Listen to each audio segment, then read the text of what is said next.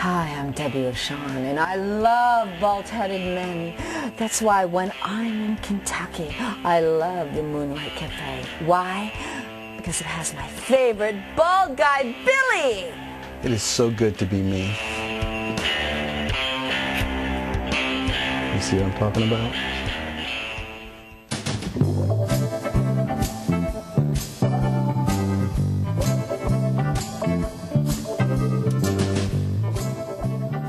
Right now, the resident movie man himself returns with an interview with Debbie Rochon on the set of Zeppo.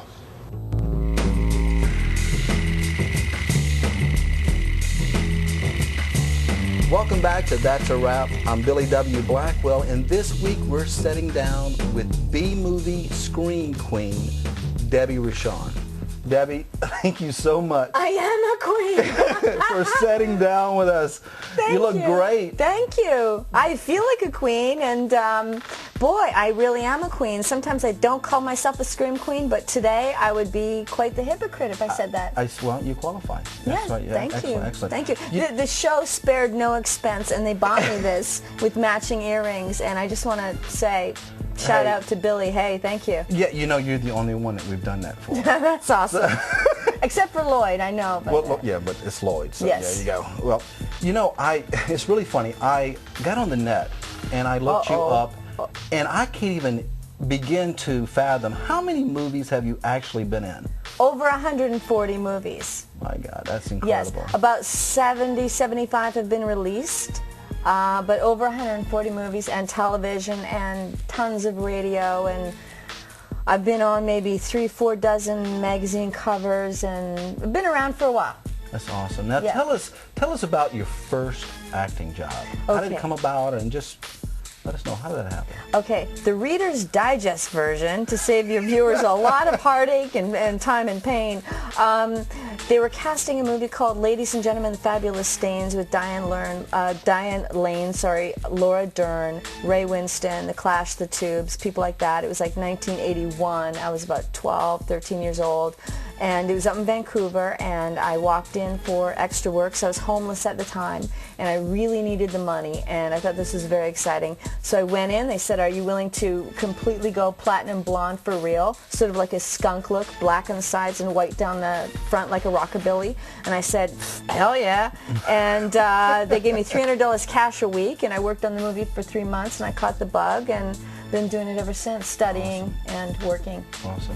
Now, you've worked with Trauma. Many years. Lloyd Kaufman. Yes. Now, tell me, how is it to work for this guy? He is insane, crazy genius. I mean, he is absolutely nuts. He's crazy. He's neurotic. He's also the most generous person. A lot of people feel, oh, trauma cheap. You know, they try to do that. And in a lot of ways, yes, they have to cut corners because they're not a big studio. And they're basically living on hopes and dreams and gas fumes, as Lloyd likes to say. And it's very true. It's very hard to compete in the marketplace with the big companies. Having nothing going theatrical and just a few titles getting into the sell-through stores like, you know, Blockbuster or Best Buy and stuff like that. So with that said, he's a very, very generous person. He's been very generous to me. When I've had hard times in my life, he's come and helped me. And I can't say that about a lot of my friends. So I have nothing but the utmost respect for him. And you know, he's crazy too. I mean, when he wants something, he's very headstrong, and you know, he kind of goes both ways, and you never really know which Lloyd you're going to get for sure. Let's talk about October of 2004. Now, you were inducted into the B-Movie Hall of Fame. Yes. That's awesome. Now, tell me, how has that affected your life? And well, it hasn't really affected my life too much, other than it just being an amazing honor, and the people who are in the B-Movie Hall of Fame are just big names. You know, George Romero, Lloyd, of course, a lot of the guys from Pittsburgh, Tom Savini, Tony Todd, a lot of the big names, you know, Gunnar Hansen. So it was a real honor. There wasn't a whole lot of women inducted besides maybe Linda Blair and a few of the classic ladies. So it was a huge honor, and I've just... that's really what it is. It hasn't done anything for me career-wise or anything for me in other areas, but for me as a person, it means a lot. So I'm very, very proud of that. That's excellent. Well, congratulations. And they didn't even give me a crown like you there did. You go. So yeah. We care more. I know. I'm moving to Kentucky, man. I'm moving here. Wait, we'll have you. We'll have you. Tell us about some of your current projects. What's going on right now? Okay, well, I just finished a movie with George Cameron Romero, who is George Romero's son. He just directed his first horror movie called The Screening. Shot for about 8 weeks. I was on it for about almost 2 in Pittsburgh. Really, really cool story. Another movie I did was called Rapturous, directed by ex-Jerky Boy Kamal Ahmed. I don't know if you guys remember the Jerky Boys. Absolutely, funny guy. And yeah, absolutely. And he did a straight scary horror movie. Also has Joe Bob Briggs, character actor William Smith, and a whole bunch of other B-movie celebrities. We shot that in New York City. And a whole bunch of other things like Bikini Bloodbath, which is a comedy I just did, which was hilarious. Now, tell me about the craziest thing that's happened to you on set. There's so many crazy things. I bet. It's just truly unbelievable. Yeah. It really is, and I could tell you stories about the wackiest fan letters. I wish we had time, but the craziest thing that happened to me on a set, which is not funny, was actually your neighboring state in Tennessee. I had my fingers cut off.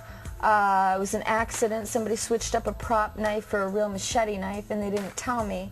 And I was slicing away at a fake dead body, and there was no edge between the handle and the knife. In my hand, with all my force, I was using a prop prior to that, so with all my force, I go down into the fake body, and my hand slips off the handle onto the blade, and it cut, except for the bone, but everything inside, all the tendons, all the nerves, everything right off.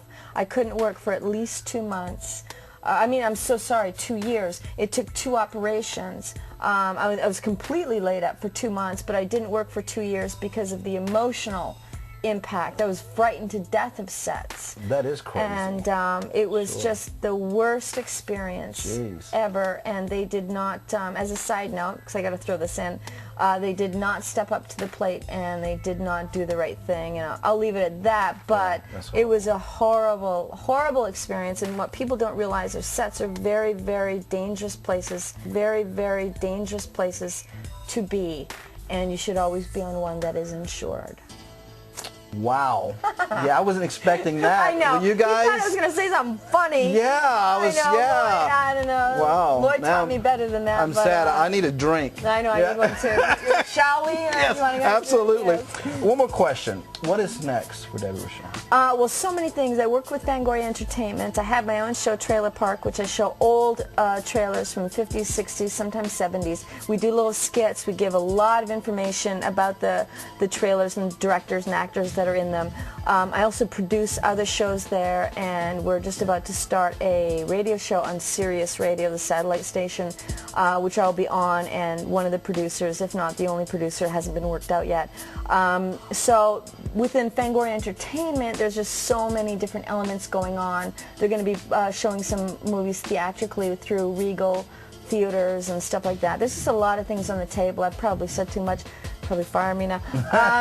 But and this is very exciting, and this is what I really want in here. I am so proud to say that Trauma and Lloyd, my mentor, is doing a special Debbie Rochon Trauma DVD disc.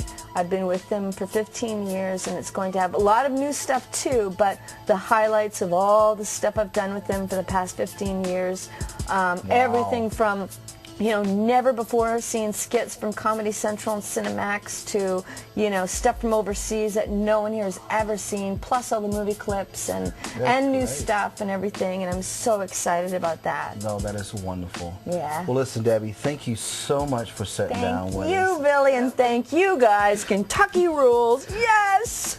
If you would like to visit Debbie on the web, you can go to her website, which is debbierochon.com. Thanks for watching. I'm Billy W. Blackwell. And that's a wrap.